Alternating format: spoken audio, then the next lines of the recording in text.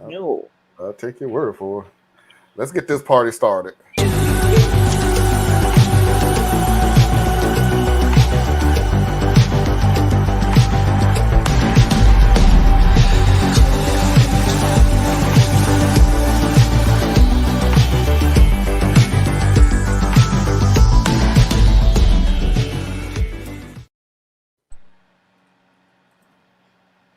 Yep, you got it, Marlon. I know. I told you. I was an evil little such and such when I was little. All right, so we're going to go ahead and get into the student activists during the civil rights movement. And we're going to start off with the Little Rock Nine. The Little Rock Nine was a group of high school students who were hand-chosen by the NAACP to test whether Brown v. Board of Education was going to be enforced. It's not surprising that this ruling needed to be tested, considering the unrest that followed it, including the gruesome murder of Emmett Till. Black people needed to make sure that the state, not just the literal state of Arkansas, but the United States as a country, was going to follow through on its commitment.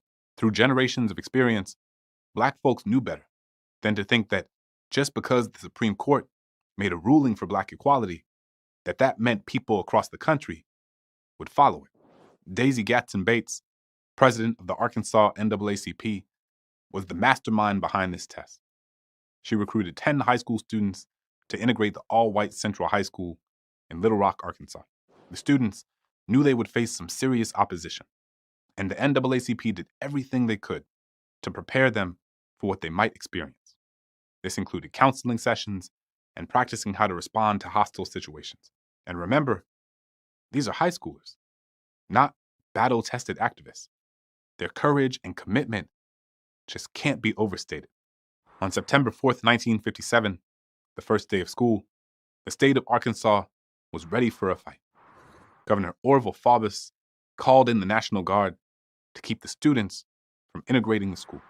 Daisy Gatson Bates had arranged for the students to meet up before going to school in order to protect them from mob activity. But one of the students, Elizabeth Eckford, didn't have a phone, and so she didn't get the message. Eckford had to walk to school alone while being screamed at and harassed as soon as she was within sight of the building. The National Guard even kept her from entering the building while the mob harassed her outside.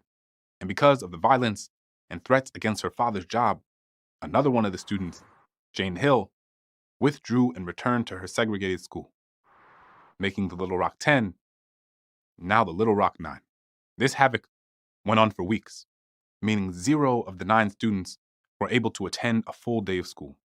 They attempted to go to school through a side door on September 23rd, but an angry mob threatened to rush the students. The NAACP was so afraid for the students' lives that they let the authorities send them home. It would get so bad that the President of the United States, Dwight D. Eisenhower, had to send down 1,200 members of the Army and federalize the National Guard to protect the students from the mob. They were finally able to attend school on September 25th, almost a month after school had actually started. All 9 students remained there for the rest of the year. But that didn't stop the harassment. Every day on the way to school, they would have things thrown at them, including acid. Each student had an armed guard that escorted them to class. But the guards didn't go inside the classroom, or the bathroom, or the locker room. So the students still experienced horrible harassment at the hands of their classmates. After one student, Minnie Jean Brown, was expelled in February of 1958 because of an altercation she got into with a white classmate, some students wore badges that read, "1 down, 8 to go." Ultimately, through incredible persistence, on May 27, 1958, Ernest Green graduated and became the first Black student in history to graduate from Central High School. The presence and the reaction to the Little Rock 9 forced the nation to confront how hard it was going to be for the promise of Brown v. Board and desegregation more generally to be fulfilled.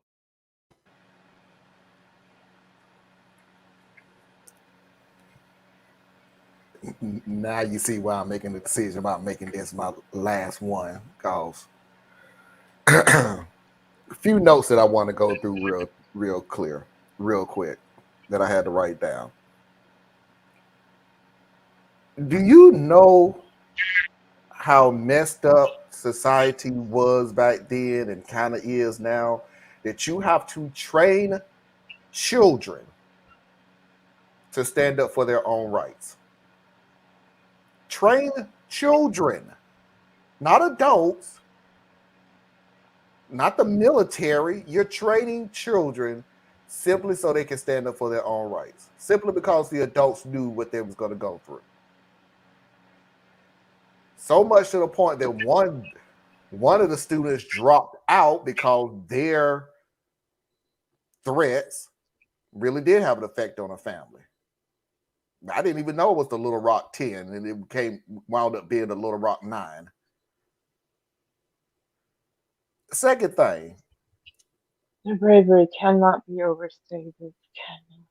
the fact that you are so racist and bigoted, the governor of Little Rock. You are so racist and bigoted and hatred in your heart that you're willing to use government resources to keep children out of school. Do you know how far of a hatred you have to use government resources, military resources, military that's used for protection, military resources that's used for rescue, military resources to use to actually escort more important things? No, you use it to keep children out of school. Grown adults, now talking about Little Rock. God, I hope y'all had better things to do with your time besides trying to pick on little kids to keep them from learning. But I doubt it. I doubt it, because you're probably the people who think you're doing a good thing. Protecting. And the last thing, how bad could it be? How bad could it be? How bad could it be that we had to send 1,200 more military down to get the kids to go to school? Because they're military again. This should have never, ever, this whole thing should have never reached federal government. It reached the president's desk? Are you serious? This is not even a state situation. This was a city situation. No, it wasn't even a city situation. It was a school. One school situation reached the president's desk. And he had to sit in more troops.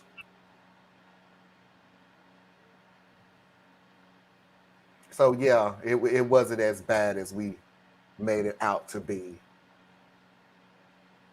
All of this is just made up. It wasn't as bad.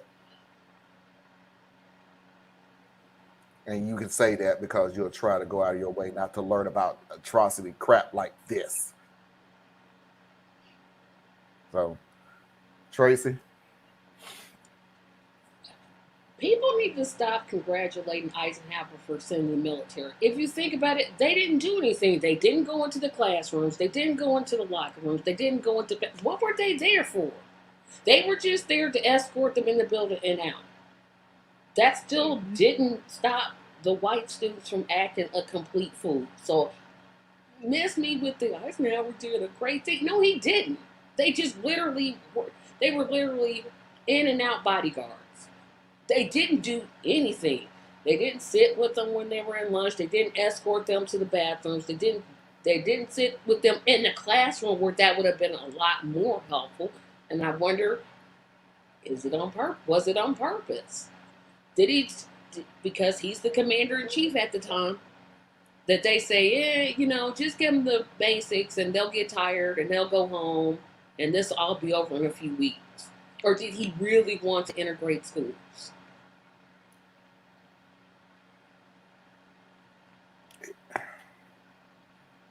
He wanted to get them into the school. He In didn't the want to. school.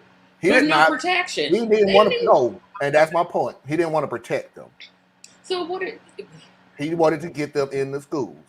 The law says that There, they're allowed to go to the schools. They ain't say nothing about every bitch be protected. They just said get them in the schools, and that's what he did. He got them into the schools. So little 14, 15-year-old kids, after you walk past that threshold, you're on your own. Yep, you're basically on your own. Anna? And if you're not up to it, we can move on.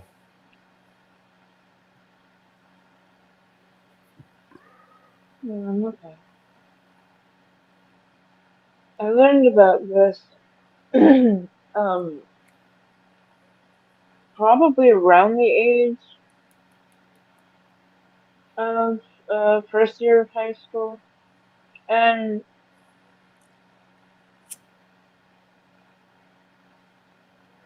yeah, I was horrified. One thing I never thought on was how did it go from those 9 to what I was familiar with? And that was a very integrated area. We had all kinds of people in New York.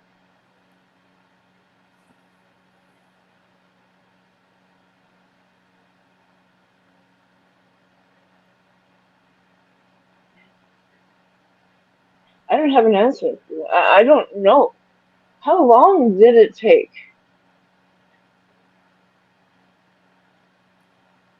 Did they? Well, how long were the National Guard used? I guess is one of my first questions. Do you Well, know? I have no idea. Apparently, whoever went there, so if they're teenagers and one of them actually did graduate, And you would have to assume at least 4 years. yeah, at least let's say at least 4 years. More than two. More than two, not more than 10. Somewhere between 2 to 10 years. Okay. Okay. And that's just assuming that they all realize, hey, we're fighting this for no reason. I'm not. I'll just give them that to make myself feel like I don't want to go do something that's untracy like, because I don't want to get Marla's channel banned. Mm-hmm.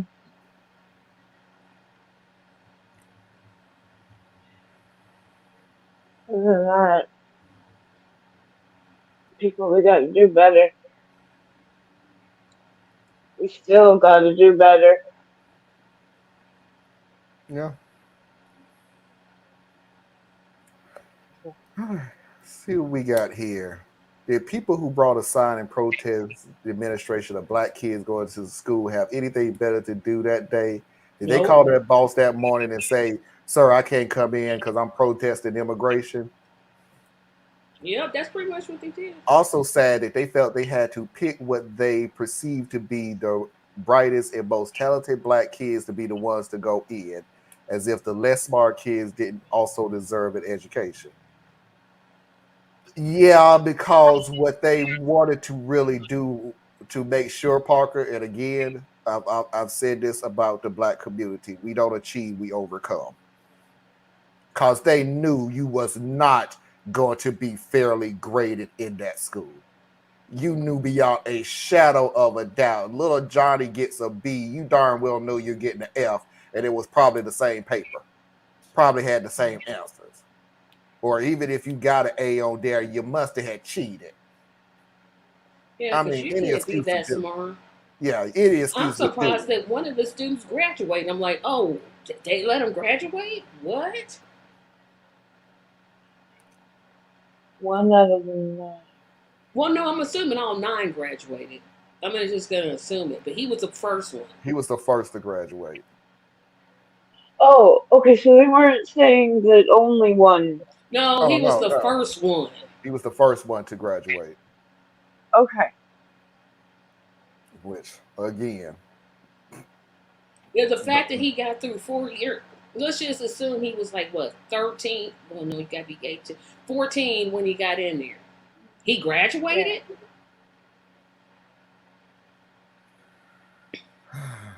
Yeah, Marlon, you keep trying to make me mad, and you keep. I told you. And you want me? See? I said get a happier subject. I'm like, shoot.